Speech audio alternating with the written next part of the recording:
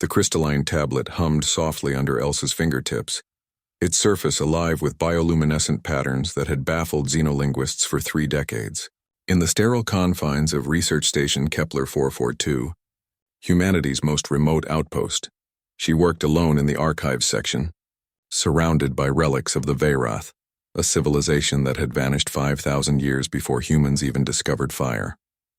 Elsa Chen had grown up an orphan on Mars Colony 7, raised by the state after her parents died in a mining accident. She had poured herself into books, into alien languages, into anything that could transport her away from the cold dormitories and colder reality of her childhood. Now, at 28, she was humanity's leading xenobiologist, though few knew her name. Recognition didn't matter. Understanding did. The tablet was different from other Veyrath artifacts. Where most of their technology remained inert, this one responded to touch, to breath, to presence. Elsa had spent 6 months studying its patterns, and tonight something clicked. The symbols weren't just language. They were alive, encoding biological information in ways that merged consciousness with communication. Computer, cross-reference pattern Delta 7 with Veyrath genetic markers, she whispered, her breath fogging slightly in the climate-controlled room. The holographic display erupted with data. Her heart hammered. The patterns matched. The tablet wasn't a record. It was a key, and it was coded to respond to biological signatures. Not Veyrath signatures, human ones. Her hands trembled as she pressed both palms against the cool surface. The tablet blazed with light, and suddenly the room filled with 3-dimensional projections. Star maps, biological schematics, and something else, a message, translating itself through her neural implant in real time.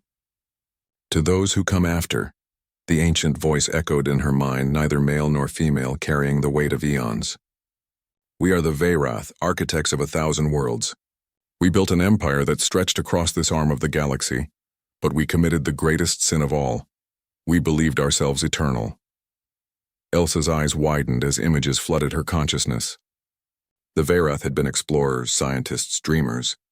They had seeded life across barren worlds, uplifted primitive species, created wonders that defied physics itself.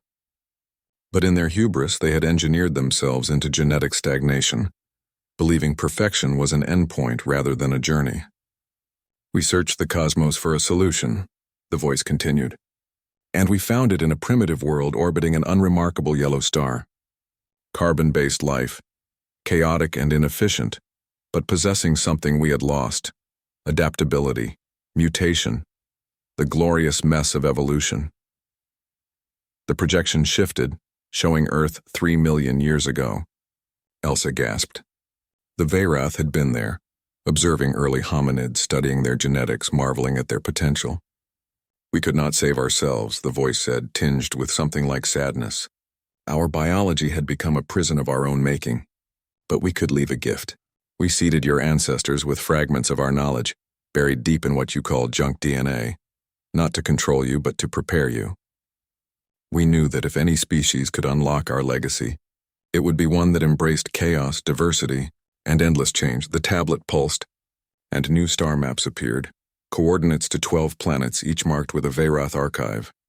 Repositories of technology, art, philosophy, and science, all waiting for humanity to claim them. You are our inheritors, not by conquest, but by nature, the voice concluded. Your strength lies not in perfection, but in your beautiful imperfection. You adapt. You survive. You dream impossible dreams and make them real. The empire we built is now yours to explore, to learn from, to surpass. Do not repeat our mistakes. Stay messy. Stay mortal. Stay human. The light faded. The tablet went dark, and Elsa stood alone in the archives, tears streaming down her face, holding the key to humanity's greatest discovery. The door to the archives hissed open. Alex Morrison, the station's security chief, stepped inside, his weathered face creased with concern. At 45, the former Earth Defense Force commander had seen enough in his career to recognize when something monumental had occurred. Elsa? The energy spike from this section nearly triggered a station-wide alert. What's going on? She turned to face him, her eyes still glowing faintly from the neural data transfer. Alex had been kind to her since she'd arrived 6 months ago, one of the few people who treated her as more than just another researcher. Alex, she breathed, her voice shaking with awe and exhaustion. I need to send a message to Earth Command immediately. Everything we thought we knew about the Veyrath, about humanity's place in the galaxy, it's all wrong. He approached slowly, professional instinct warring with genuine concern. Elsa, you need to slow down. What did you find? She held up the tablet, now just a dormant piece of crystalline material, and smiled. A real smile, perhaps the first in years, that reached her eyes. Proof that we're not alone in the universe. We never were. And proof that sometimes being imperfect is the greatest gift of all. As Alex called for an emergency council meeting, Elsa looked out the observation window at the stars beyond. Somewhere out there, 12 archives waited. 12 keys to understanding a lost empire and humanity, orphaned in the cosmos just as she had been orphaned on Mars, was about to discover it had inherited more than just an empty galaxy. They had inherited a legacy, a challenge, and a responsibility. To be better than those who came before, not by achieving perfection, but by embracing the magnificent chaos of being human. The Veyrath Empire had fallen, but in its ashes humanity would rise, carrying forward the torch of curiosity, adaptation, and dreams that refused to die. And in that cold research station, an orphaned xenobiologist who had spent her life searching for belonging finally understood.